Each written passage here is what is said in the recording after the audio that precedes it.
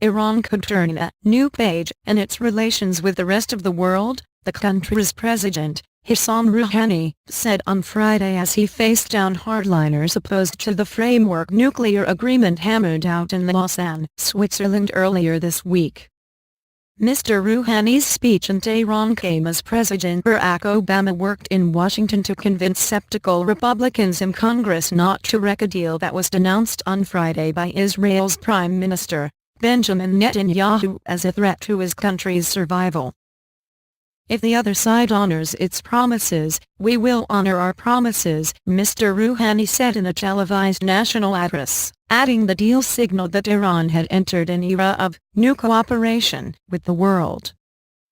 "Some think we should either fight with the world or give in to the global powers," Mr. Rouhani said, calling instead for a third way of engaging internationally as he pushed back against conservative elements in Iran that called the deal a disaster. As both leaders working to sell the deal, Mr. Netanyahu warned that the promise to lift crippling economic sanctions on Iran in exchange for a decade-long freeze on the country's illegal nuclear enrichment program could threaten the survival of Israel.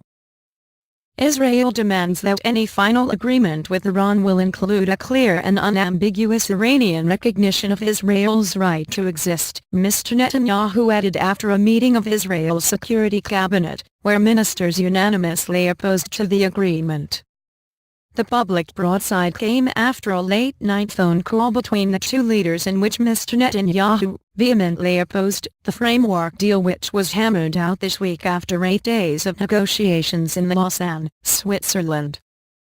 The U.S. president sought to reassure Mr. Netanyahu on Friday night, with a White House statement that Mr. Obama understands his position and that he would not sign a deal that would pose a threat to Israel. Negotiators now have until June 30 to finalize a deal and overcome some significant gaps that still exist between the parties, particularly over the scope and timing of UN inspections and the timetable for granting any sanctions relief to Iran. While unable to assuage Israel's virulent opposition to any agreement, Mr. Obama appeared to have secured muted approval from Saudi Arabia, which has also opposed the deal, fearing that lifting sanctions on Tehran will empower its regional foe, fueling regional proxy conflicts.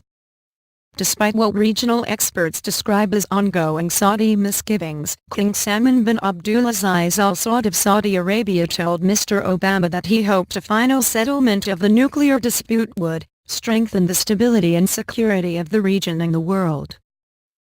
"It's about verification. If they don't comply, the boycott will be reimposed.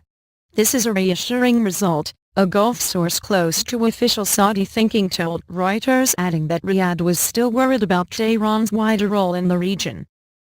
In Washington, congressional leaders from both parties responded coolly to Mr. Obama's plea not to wreck a deal by passing fresh sanctions legislation against Iran, or a bill that would give Congress a vote approving any final agreement.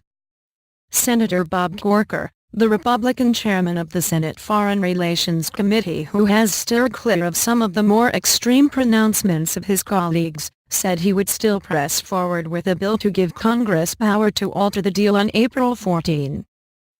If a final agreement is reached, the American people, through their elected representatives, must have the opportunity to weigh in to ensure the deal truly can eliminate the threat of Iran's nuclear program and hold the regime accountable, he said in a statement.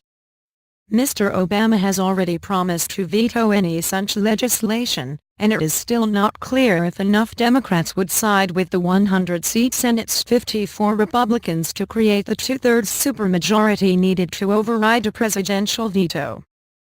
The White House spokesman said Mr. Obama planned to speak to all four leaders of Congress about the Iran agreement, and that interactions with Congress remain frequent and robust. Senior administration officials were reportedly hitting the phones to stave off Democrat support for any bill. Harry Reid, the Senate's top Democrat, called on his members to take a deep breath, examine the details and give this critically important process time to play out. The debate over Mr. Obama's decision to engage Iran is also already playing into the looming 2016 general election contest, with several leading Republican contenders dismissing it out of hand. Jeb Bush, the former Florida governor, said the agreement was flawed and would legitimize, not deny, Iran's nuclear program. Marco Rubio, the hawkish Florida senator, called the administration's approach farcical, while Scott Walker, the Reaganite governor of Wisconsin, said the proposed deal undermines our allies and threatens our safety. For the Democrats, Hillary Clinton, the former U.S. Secretary of State and Democrat frontrunner who disagreed with Mr. Obama over key parts of his Middle East policy while in office, hedged her bets but argued diplomacy should be given time to work.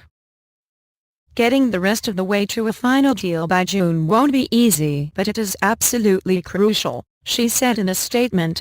I know well that the devil is always in the details in this kind of negotiation.